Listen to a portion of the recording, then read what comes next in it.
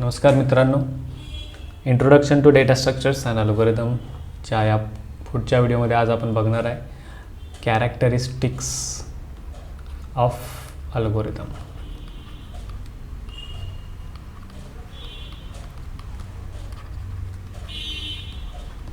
Last व्हिडिओमध्ये आपण बघितलं होतं की डेफिनेशन ऑफ अल्गोरिदम म्हणजे काय, एक एक्झाम्पल देऊन आपण एक कन्सेप्ट समजून घेतली होती.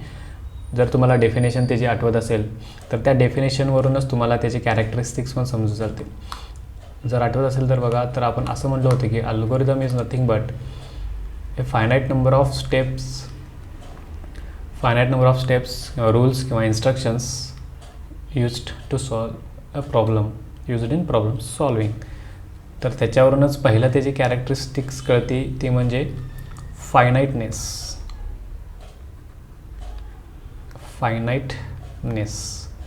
म्हणजेच काय, तर fixed steps, fixed number of rules किंवा इन्स्ट्रक्शन्स किंवा स्टेप्स. ठीक आहे, स्टेप्स. तर अल्गोरिदम, जे काही अल्गोरिदम असेल तर त्याच्यामध्ये ज्या स्टेप्स इन्वॉल्ड असतील किंवा जे काही आपल्याला रूल्स असतील ते फिक्स्ड पाहिजेत, ना की इनफायनाईट. म्हणजे एक्झाम्पल समजा की तुम्ही एखादा प्रॉब्लेम सॉल्व करायला जात आहे आणि एक स्टेप अशी आहे की जी 30 फॉलो करायला जाते. म्हणजे जसं की समजा दिल्लीचं जंतर मंतर आहे, जिथं तुम्ही गेल्यावर बाहेर कुठून पडायचं कळत नाही. ठीक आहे, तर असं नको. तर जे काही तुम्हाला रूल्स किंवा स्टेप्स दिले ते फायनाईट पाहिजेत, फिक्स्ड पाहिजेत. त्याच्यानंतर आपण अशी एक डेफिनेशन बघितली होती ज्याच्यामध्ये असं होतं की अनॲम्बिगियस, ज्याचा अर्थ होतो की स्पष्ट किंवा शंका न तयार करणारे असे. तर त्याचं नेक्स्ट कॅरेक्टरिस्टिक तेच आहे की UV सारखं दिसायला लागले. हां, ठीक आहे. अनॲम्बिजियस किंवा कोण म्हणते अनॲम्बिगियस. ठीक आहे, अनॲम्बिजियस. त्यालाच अजून एक आपण असं कन्सिडर करू शकतो की डिफिनिटनेस. ठीक आहे. तर याचा अर्थ काय होतो आहे की जे काही स्टेप्स असतील ते क्लिअर पाहिजेत. ज्या काही स्टेप्स असतील त्या क्लिअर पाहिजेत. त्या वाचल्यानंतर किंवा त्या रीड केल्यानंतर त्याच्याबद्दल मनात शंका तयार व्हायला नको. स्टेप्स और instruction should be clear, easy to understand. ठीक आहे. आता थर्ड बघूया. समजा तुम्हाला एक प्रॉब्लेम दिला. प्रॉब्लेम असा आहे की ॲडिशन ऑफ 2 नंबर्स करायचे होते आपल्याला. तर याच्यासाठी इनपुट काहीतरी लागेल. समजा एक तुम्हाला सांगितलं की write a program to perform addition of 2 numbers and take inputs from a user. तर जर असं सांगण्यात आलं तर असं कळते की 2 नंबर्स जे आहेत ते यूजरकडनं इनपुट घ्यायचे आहेत. म्हणजेच अल्गोरिदमला कधी कधी इनपुट्स असू शकतात. जे आपण एक्झाम्पल बघितलेलं होतं त्याच्यामध्ये 2 नंबर आपण स्वतः डिक्लेअर केले ते आणि त्यांना व्हॅल्यू पण असाईन केल्या होत्या. तर या केसमध्ये इनपुट नव्हतं आपल्यासाठी काहीच. पण जर तुम्हाला कोण असं सांगितलं की write a program to perform addition and take 2 numbers from user, तर या केसमध्ये तुम्हाला इनपुट लागेल. तर अल्गोरिदमला इनपुट लागू शकते. मग ह्या केसमध्ये अल्गोरिदमचं असं आहे की 0 or more इनपुट्स.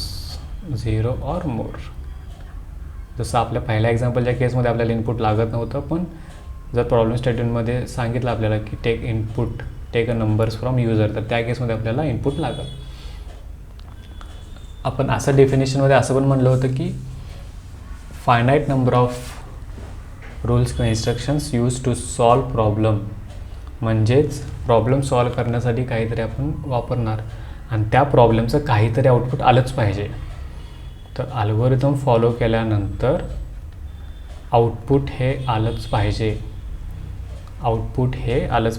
तर 1 or more outputs one or more output, जसं आपण ठीक आहे. तर हे 4 कॅरेक्टरिस्टिक्स आहेत मेन अल्गोरिदमचे: फायनाईटनेस, अनॲम्बिगियस, इनपुट, आउटपुट. ठीक आहे.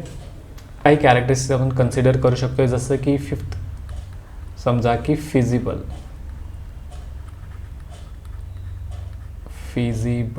ठीक आहे.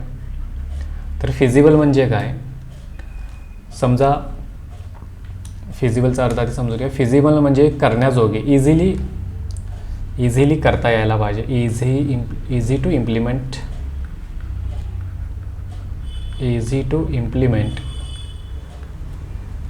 In available resource.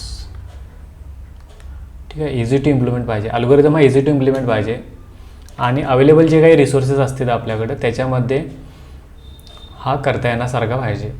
अजून एक कन्सिडर करू शकतो आपण अल्गोरिदम, जसं आपण फर्स्ट एक्झाम्पल बघितलं तर त्या केसमध्ये आपण एक सिंटॅक्स लिहिला अल्गोरिदमचा की बाई असं काहीतरी integer a and b is equal to 10, c is equal to, आता ही लँग्वेज असेल मे बी सी किंवा जावामध्ये हा समजा सिंटॅक्स आहे. तर अल्गोरिदम हा इंडिपेंडंट ऑफ लँग्वेज पाहिजे. जो कोणी अल्गोरिदम असेल, जो कुठला अल्गोरिदम असेल हा स्पेसिफिक टू लँग्वेज नसायला पाहिजे.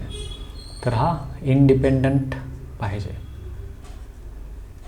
Independent of programming language. हे कन्सिडर करू शकतो आपण प्रोग्रामिंग लँग्वेज. ठीक आहे. तर या आहेत मेन कॅरेक्टरिस्टिक्स ऑफ अल्गोरिदम. त्याच्यामध्ये फर्स्ट जो आपण बघितला तो होता फायनाईटनेस. ठीक आहे. फायनाईटनेस फर्स्ट होता फायनाईटनेस म्हणजे फिक्स नंबर ऑफ रूल्स किंवा इन्स्ट्रक्शन, जे काही तुमचे स्टेप्स असतील, इन्स्ट्रक्शन्स असतील ते फिक्स पाहिजेत. अनॲम्बिगियस म्हणजे काय तर क्लिअर पाहिजेत, जे काही तुमचे स्टेप्स असतील त्या क्लिअर आणि स्पष्ट पाहिजेत, डिफिनिट पाहिजेत. ठीक आहे. थर्ड जे बघितलं तर ते होतं की इनपुट. तर अल्गोरिदमला 0 और मोर इनपुट असू शकतात, बरोबर. इनपुट असेल किंवा नसेल पण, किंवा जास्त पण असू शकतील, पण अल्गोरिदमचं आउटपुट ऑलवेज काहीतरी आलंच पाहिजे. जसं पहिल्या आपल्या एक्झाम्पलमध्ये ॲडिशन ऑफ 2 नंबर्स होती, दुसऱ्या केसमध्ये मोर दॅन 1 रिझल्ट होते, ज्या केसमध्ये आपण बघितलं की शिक्षकाला विद्यार्थी शोधून आणायचा होता फ्रॉम क्लासरूम, बरोबर. तिसरं एक पाचवे कन्सिडर करू शकतो आपण की बाई फिजिबल. अल्गोरिदम जो कोणी असेल तो इझी टू इम्प्लिमेंट पाहिजे आणि अवेलेबल जे काही आपल्याकडे रिसोर्सेस असतील त्याचा वापर करून तो इम्प्लिमेंट करता यायला पाहिजे.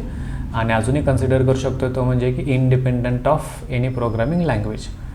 असं नसायला पाहिजे की मी एक अल्गोरिदम लिहिला आणि तो फक्त सीमध्येच इम्प्लिमेंट करता येतो किंवा जावामध्येच करता येतो किंवा जावास्क्रिप्टमध्ये करता येतो, असं नसायला पाहिजे. तर हे होते कॅरेक्टरिस्टिक्स ऑफ अल्गोरिदम. जर तुम्हाला व्हिडिओ आवडला असेल, तुमच्या शंका दूर झाल्या असतील तर नक्कीच खाली कमेंट करून कळवा.